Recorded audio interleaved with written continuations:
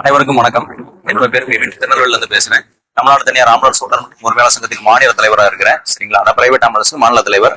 அதாவது நேற்று ஒரு இஷ்யூ நான் இருக்குது. என்ன அப்படின்னு பாத்தீங்கன்னா, எடப்பாடியார் அவர்கள் ப்ரோக்ராம் நடத்தும் போது அதுல வந்து ஒரு ஆம்புலன்ஸ் போந்ததாகவும் அதனால கண்டனம் தெரிவிச்சு அவங்க ஒரு விஷயம் பேசினதாகவும் அது வந்து பப்ளிஷ் ஆயிருக்குது. அதுல வந்து நம்ம வந்து ஒரு பதிவு கொடுத்ததா வந்து சொல்லியிருக்கிறாங்க.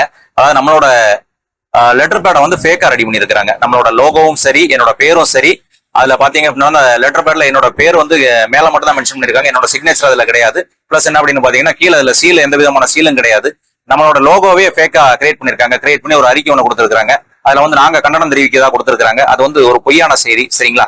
இன்னைக்கு முதல்ல வந்து அதை நான் புதிய தலைமுறைங்கிற சேனலோட பேஜ்ல வந்து FB பேஜ்ல நான் பார்த்த உடனே சேனலுக்கு நான் கால் பண்ணி பேசுறேன். கால் பண்ணி பேசும்போது எதுக்கு இந்த செய்தி போட்டீங்க, யாரு தந்தாங்க அப்படின்னு கேட்கும்போது அவங்களுக்கு சரியான சோர்ஸ் இல்லைன்ற மாதிரி நம்ம ரிப்போர்ட் பண்ணியிருந்தாங்க. திரும்ப 5 நிமிஷத்துல அவங்க என்ன பண்ணிட்டாங்கன்னா அதை கிளியர் பண்ணிட்டாங்க. திரும்ப மறுப்பு செய்தி நம்ம ஒண்ணு கொடுத்துருந்தோம், போட்டது தப்புதான்னு சொல்லி அவங்க பேசியிருந்தாங்க. அந்த மறுப்பு செய்தியை வந்து அவங்க என்ன பண்ணிருக்காங்க அப்படின்னா ரீபப்ளிஷும் பண்ணி விட்டாங்க. சரிங்களா?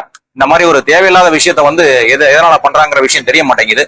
அதனால கண்டிப்பான முறையில இது யாரு செஞ்சாங்கிறத நாங்க கண்டிப்பான முறையில போலீஸ் ஸ்டேஷன்லயும் சரி, சைபர்லயும் சரி, பிளஸ் கமிஷன் ஆபீசர் சரி கம்ப்ளைண்ட் கொடுக்க இருக்கிறோம்.